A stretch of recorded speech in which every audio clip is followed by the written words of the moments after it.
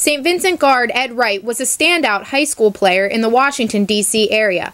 He heard of the St. Vincent program from a couple of older players, so when it came time to pick a college, Ed decided to be a Bearcat, looking to carry the weight of the Bearcat tradition. I expected to win. I expected to be able to play. It didn't always happen like I expected it to happen. We had a rough first season when I first came here, but it happens, you know what I mean? And so I just expected to win. I just expected to have a great tradition, to have a great 4 years of college. He went to a small private school at Queen Anne's down in Maryland, and great kid. He high academics, really fit the mold of a St. Vincent student, and it was a transition period for us. So he's kind of come full circle, and you know, Ed's been a difference maker this year, but certainly Ed's been up and down with us. I was very immature. I didn't really want to listen. Coming from Washington, D.C., we are kind of arrogant. I wasn't really arrogant. I just didn't think. I didn't expect what happened my freshman and sophomore year to happen when I came to St. Vincent College. I expected something different, and I wasn't actually putting the work and the time, and I didn't have the drive that I needed to have to be able to do that. And actually, growing pains and him coaching me and all the assistants telling me to keep at it actually helped me. So that's what it was. It was a big transition for me coming to college basketball-wise, though. In high school, I played the whole game. I averaged 30 points a game. Coming to college, I had to be humbled. I had to learn to take my role, and it took me longer than others to be able to do that. Now that I'm a senior, I understand my role. But when I first came to college, it was a big, big, big hurdle that I had to leap, being able to humble myself down and be the point guard that Coach DP wanted me to be. After playing limited minutes in his first 2 seasons and not contributing to his liking, Ed was clearly dissatisfied with his role. Fed up with the program, Wright looked to sever his ties with St. Vincent and start anew somewhere else, anywhere else. I withdrew from the school, totally withdrew. Didn't apply for class. Didn't register for classes the next semester. Didn't apply for housing. I don't think that Ed would disagree with me. You know, we were matter of factual. We were going to do it our way. We were going to do it the St. Vincent way.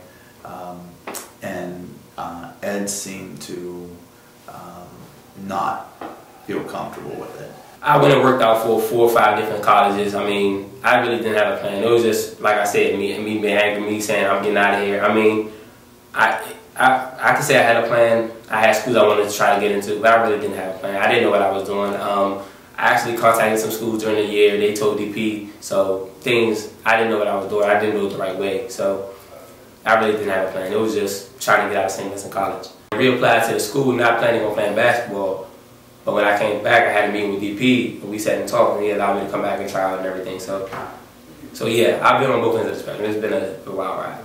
The meeting with Harris sparked a change in Ed Wright and impacted Ed's outlook on life outside of basketball. In that meeting, he told me that no one is bigger than the program. And for me, it took me a long time to really understand that no one was bigger than the SBC program. But he didn't only say that to me, he said it about himself, about everybody in the program. No one is bigger. And that hit me because I was doing everything the wrong way, thinking that the program needed me, and that instead of I needed the program. So what it did for me was it changed my attitude towards everything in life, not only just the program. Because I started carrying myself around campus differently. I started carrying basketball differently. I started working hard. I started doing things that, since I wanted to play, I had to do these things to be able to play. So that clash in his office that day really changed my entire life. So it's made a difference for me, not only in basketball, but in life. Back on the team, Ed began to realize and embrace his role for the first time. He started to work hard, finding his way from the end of the bench to earning playing time during games. The change in his attitude was also noticed by his family. My father, from the jumps, told me I was different. I was different from coming home from college my freshman year summer to coming home from college my junior year summer. It was a big difference. My goals in life had even got bigger, not just basketball. Just because of my attitude change towards life in general, because of a conversation I had in the office with DP. So, yeah, they noticed it. My family noticed it. My mother noticed it. Everyone noticed the change in me because I just carried myself totally different than I did when I first came to school.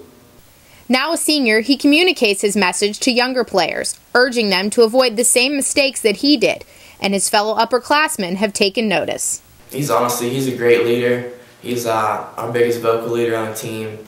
and he's a great person too, just to be around. He's really done a great job with the freshmen, just the younger guys in general, getting them up to play, and he's also a really good player too.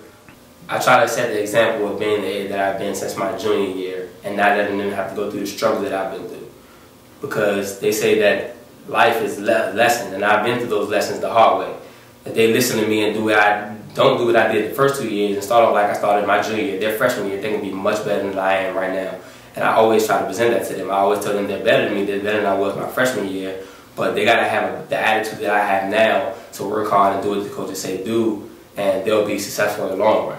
If they come out like they're arrogant and they're the best and they're bigger than the program, then they're going to go through exactly what I went through, which wasn't easy. So I feel as though the example I set is to work hard all the time, listen to the coaches, but also be the voice in the locker room and be able to stand up for my word, because if I can't stand up for my word, then no one will. I think it's just something just natural. It easily comes to him that he can just go out and talk to him. He's really assertive and says what's on his mind, and he just has some really helpful things to say to those guys. And I think everybody on the team, not just the freshmen, but everybody around him, the coaches, really respect what he do and look up to him. On the court, Ed Wright has provided a stabilizing force off the bench as a second point guard for the Bearcats. In a win over Waynesburg in their next-to-last regular season contest, Ed was on the court for 37 of 40 minutes, scoring 10 points to go along with his 5 assists. Honestly, it's a great feeling just to know there's more help for me, just more ball handling. You know, he can get to the hoop. He's done a great job at getting other guys involved and stepping up and scoring when he has to, and I think he's really using this opportunity to his liking, and he's doing a great job this year. After all Ed has been through, from nearly walking away from the St. Vincent program to now being a mentor to the newest group of Bearcats, what's the one thing he wants people to say when he's graduated? That Ed persevered. Ed was the one who went through everything. Ed was at the end of the spectrum. Ed was at the bottom of the bench and made his way up to be able to start some games and be able to play a lot of minutes. I want to be the inspiration. I want to be the one who they say he was the greatest leader, but he did not start a single game. And I want to be able people to be able to look back and say, I can make it even if I am the last player on the bench, because I was the last player on the bench. So I want them to be like, to say that Ed Wright was that guy. I love him. He's one of my most favorite Bearcats. So for me, it's been wonderful to see him grow. It always hasn't been easy. I'm not easy. Ed's not easy. But I think at the end of the day, Ed Wright's a better person coming to St. Vincent and experiencing all the potholes that he has traveled across.